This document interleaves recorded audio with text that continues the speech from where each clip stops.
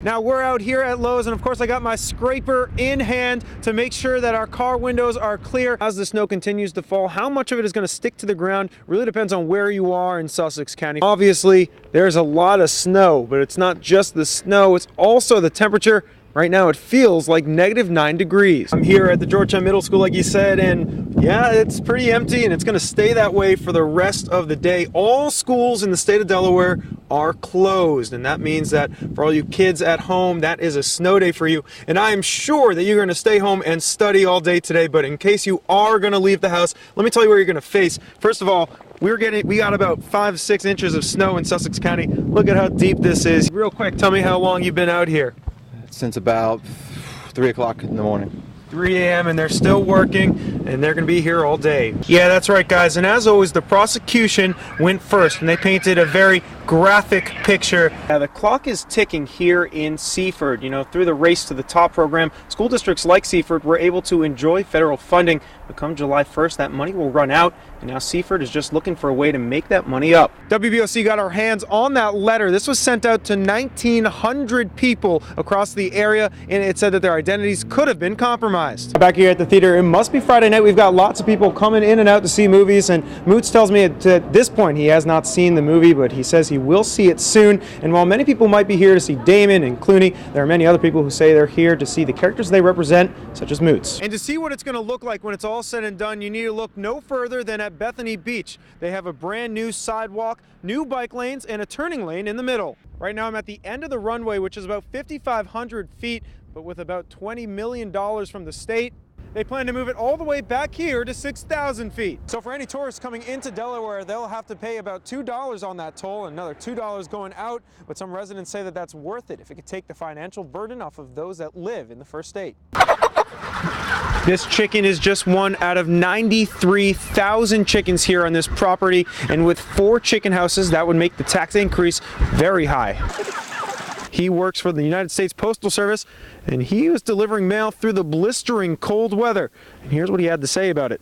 We're out here, rain, sleet, snow, so I mean, we just got to watch safety first. We got to make sure, you know, we don't get hit. Staying warm? No. Cold and wet. Route 9's right here behind me, and this is a primary road, so this one has been plowed. Still not looking great out here, but then you have to look at the secondary roads over here. This is just one of the many here in Sussex County, and obviously a lot of work is needed here. Out on Coastal Highway, it could be described as sloppy. Some cars are making their way down the road, and the big issue that they're running into was the rain. Essentially, before the snow started, there was rain, and so they weren't able to pre-treat the roads. They weren't able to put salt down, and that leads to situations like this: a light layer of snow, and underneath, ice. And that ice has been chaotic for drivers. So this is what we're talking about. Doors like this one have only one lock on the outside. So that means a teacher would have to walk outside, lock it up out here, and then go back inside, all of which takes time, something that can be dangerous in an emergency. It was a busy and emotional day here at the courthouse. Yesterday we heard from the daughter on the stand who said that her father had waterboarded her on multiple occasions. Well, today it was the cross-examination, and they called into play her credibility. They said that she had lied many times in her past, and she's lying today. Cross-examination is a crippling blow for them. That was the comment from Melvin Morse's main defense attorney, Joseph Hurley, as they walked in to cross-examine his stepdaughter. On Monday, the young girl, now 12, was questioned by the prosecution, telling the jury of 16 that Morse had waterboarded her on multiple occasions. Today, it was the defense's turn. For hours, they questioned her credibility. Yesterday, we heard her testify for, 4 or 5 hours and give one story. And then we today saw another story, but it was her giving the other story. Kevin Trey from the defense team says there's a new confidence on their side, arguing the questioning showed her tendency to lie in the past. They showed an emotional video of the girl accusing her stepsister of molesting her years ago. When asked about this on the stand, she admitted to the defense attorney that she was lying. And in a he said, she said situation like this one, the defense says this matters to the jury.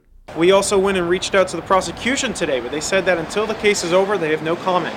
For hours, Hurley questioned her about inconsistencies and lies in her testimony, and at one point he said, quote, "You lied again. When does it stop?" The Throughout it all, though, the young girl maintained she was telling the truth about her stepfather's abuse. Now, in case you're wondering why we didn't have any visuals of inside the courtroom today, that's because in Delaware state law, you're not allowed to bring a camera into the courtroom. But I did have my notepad taking notes, and as this trial is probably going to take another couple weeks here in Sussex County, be sure to stay tuned with WBOC for the latest. Reporting in Sussex County, Evan Koslof, WBOC News in Georgetown. In Delaware, there are 30 red light cameras like this one here on Coastal Highway, and actually only 5 of them are down here in Sussex County, but people throughout the state say cameras like this one are flashing often as the yellow lights are just too quick to slow down. Rain or shine, the dancing guy of Rehoboth Beach can be seen on the corner of Route 1 and Old Landing. But this intersection is more than just the workplace of real name Seth Bratton. It's also one of 5 red light cameras in Sussex County. But the question surrounding these red light cameras is whether or not there's enough warning before it turns red. The National Motorist Association has objected to these cameras, reporting instances across the country where yellow lights were intentionally shortened to raise revenue. Bratton says he doesn't think it was on purpose, but thinks these lights are too short. You hear the brakes go off whenever they're trying to slow down as quickly as possible. Well, let's put those yellow lights to the test. Here at Old Landing and Route 1, we're going to time how long those yellow lights are. 4.9. That's all the time you have before you get a ticket at this red light. WBOC reached out to the Delaware Department of Transportation. They say these yellow lights are programmed to last between 4 and 6 seconds at traffic signals, but are shorter on turning lights. I called physicist Dr. Hassini Bukhari from Del State. He tells us at 55 miles per hour, you travel about 400 feet in 5 seconds. Whether that's enough, he says, depends on your car's weight and braking ability.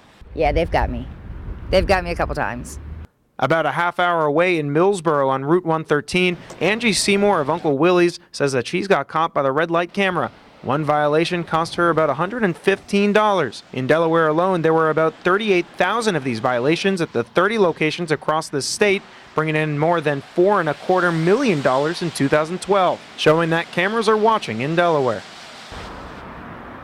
Back out here on Coastal Highway, let me tell you what 400 feet really looks like. Over my right shoulder, you'll see a yellow box there. That's the Jack Lingo sign. From here to there, that's about 400 feet. So at 55 miles per hour, that's all the time you got to brake in 5 seconds. Reporting live in Sussex County, Evan Koslof, WBOC News in Rehoboth Beach. We can all take a sigh of relief. The snow is gone, but with its departure comes a new problem. No matter where you are in Sussex County, your back roads are covered in ice.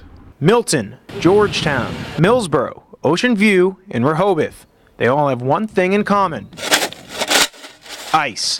And a lot of it. We started in Millsboro, where the roads look like this. Packed ice. And if you don't get it up, the sun can only take so much of it off. So I'm kind of helping the sun. Shoveling snow, and he's not alone. Jump over to Rehoboth Beach where we find Dan McCann. He's not at work today because the drive to Salisbury would have been too much. Well, you're looking at the roads with a couple inches of ice still on them. All the roads that haven't been plowed by the state yet still kind of look like this. It's pretty treacherous. And this trend is across the county. Primary roads look fine, but the back roads are sloppy. And as this plow driver cleans his vehicle, DelDOT officials tell WBOC there's nothing they can do until the temperature starts to rise. But in Georgetown, Ted Ray from the Northeast Tea and Bean hopes that that's soon, saying that this ice has hurt business. It's been pretty hard for all the local businesses in the area to be able to get customers to come in, of course, because it's just too cold and it's unreasonable and unsafe to drive in. And in Milton, more of the same. A lot of ice.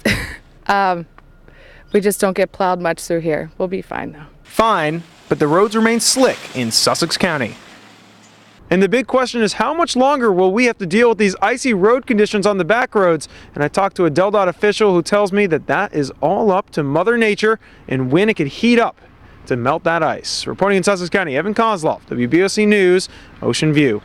I'm here in Chopper 16 over a quiet neighborhood in Seaford, and down below it'd be hard to find anything historic about it, but if you use your imagination and you'll see this place transform itself into a window to our nation's history.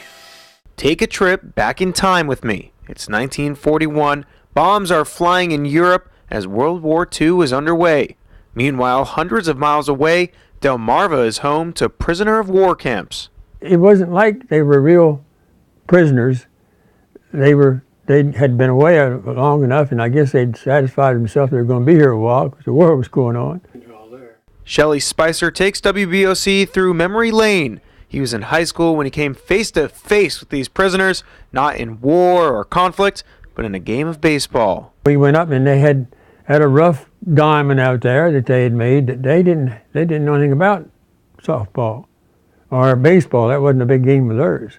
Spicer's high school baseball team took on these prisoners on that field. Few of the prisoners spoke English, and none of Spicer's teammates spoke German, and yet the game was not defined by strife or conflict, but by a competitive spirit. There was no hard feelings between the two teams, none whatsoever. You wouldn't have known that they were prisoners of war. And so Spicer took us on a trip to see the old camp, a blip in history. Now it's just homes. They sold off the buildings and then they sold the land. And then probably in a period of 5 years it started, and 5 years later it was gone. It was just that quick. That was my grandfather and my dad. Meet Diane Thomas, also of Seaford. She was born in 1941. At the time, her father and grandfather owned the Stefani poultry plant and employed a prisoner of war named Fran Hani. There was a relationship there, yes. It wasn't like they were prisoners. And in the letter he talks about what nice treatment that they had there in the plant working. But she says they were more than just colleagues. The two became friends. It's amazing, especially since my father's family was Jewish, and then here these were German prisoners.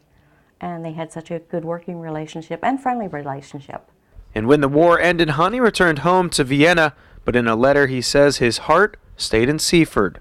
Every day I see again my working place, and sometimes I dream to be still there. I always see the town of Seaford, of which I remember. A shared humanity, miles away from the war, it's just two people getting along. Back here in Chopper 16, it has been just about 68 years since that letter was sent, and all these years later, maybe it teaches us something about our common humanity. At the very least, it makes for a very interesting story here on Delmarva. Reporting in Chopper 16 over Sussex County, Evan Koslof, WBOC News in Seaford.